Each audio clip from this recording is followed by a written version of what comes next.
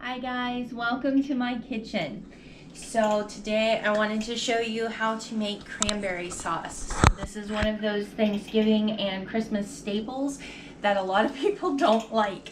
It's one of those things that everybody's used to getting it from a can. Some people love it, some people hate it. It's just one of those things.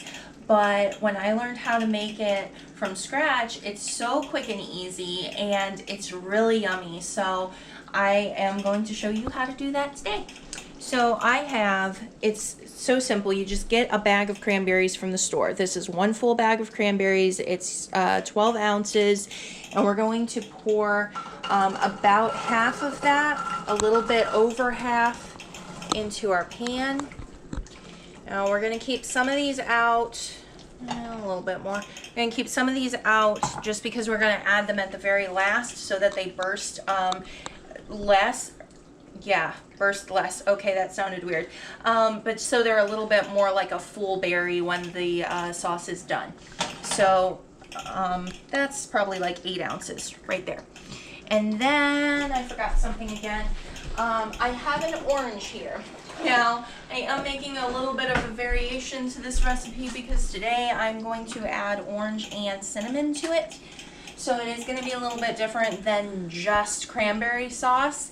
My husband just stole a cranberry, which I think he's going to regret. So you can take votes on how much he's not going to like that.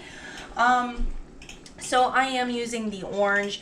If you don't want to have that orange flavor in there, what you would use instead of the orange would be a lemon zest, because you do need the zest in there to kind of give it that little something, but lemon usually is fairly in the background unless it's all lemon, so it shouldn't give you any of that taste, just the little help.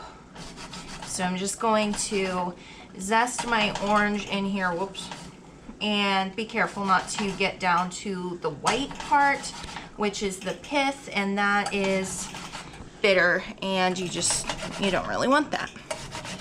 And I'm a little bit crazy when it comes to my zest. I like to make sure I get the entire thing zested because I just really love orange zest and lime zest and lemon zest, and I'm just a zesty kind of girl.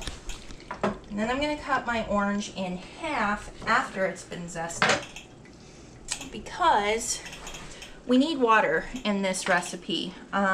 Anywhere from a half a cup to a whole cup of water. And my orange is a little bit bigger than my juicer is here. But because we do need that liquid, I'm going to be using my orange juice. And there's a reason I'm measuring it. It's so that I can tell how much is in there. And then I will finish out the recipe with just extra water. Again, if you're not using the orange, if you don't like that flavor in there, then you would just do all water as opposed to partly orange juice. But orange and cranberry are flavors traditionally that just go really well together. Make sure there's no seeds.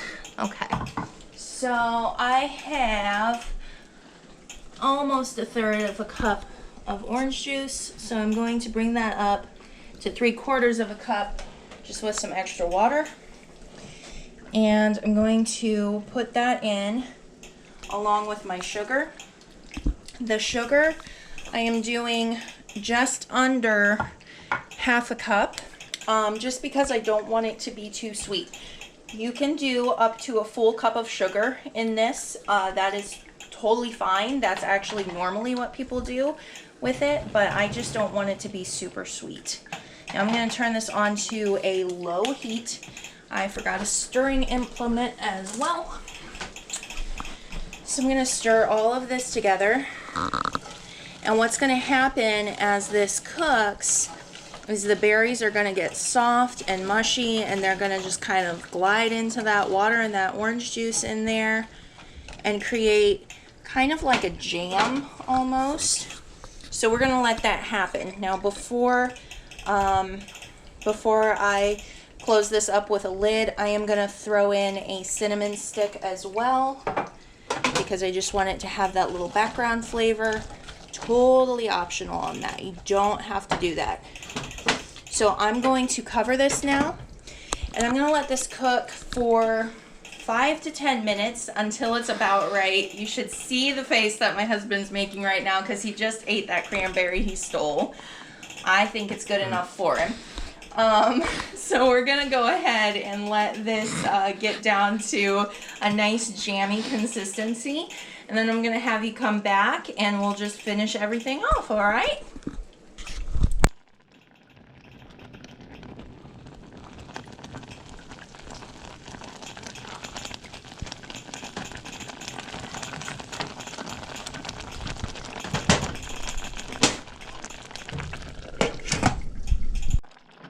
Hey guys, welcome back.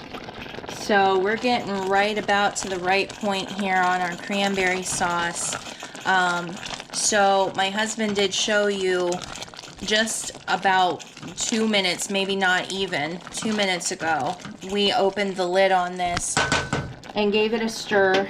Most of the berries were still whole at that point. The water was still bubbling up and it was that real light orange color.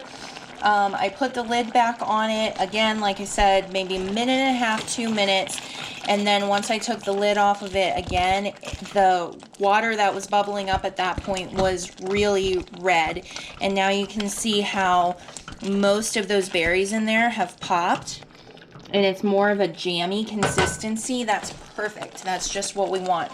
So now we're going to add in our other berries here, and I'm going to put the lid on again for probably about 2 minutes, probably not really anything more than that. And once it's had that little bit of time, and I did lower the heat a bit, once it's had that 2 minutes there, that's going to be it. That's done. That's our cranberry sauce, because it's just going to give those berries that we put in there enough time to pop and open up, but they're still going to be pretty much whole berry form. That way it gives us a little bit more of a texture differential in our cranberry sauce.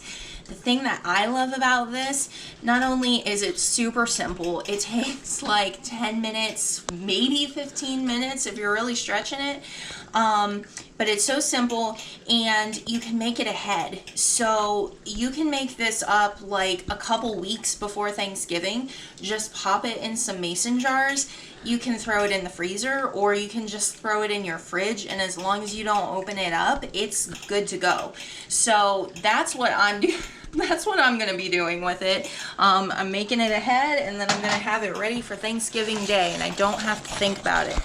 All right, so heat's going off on this. Look how beautiful that is. Just, it's this gorgeous deep red.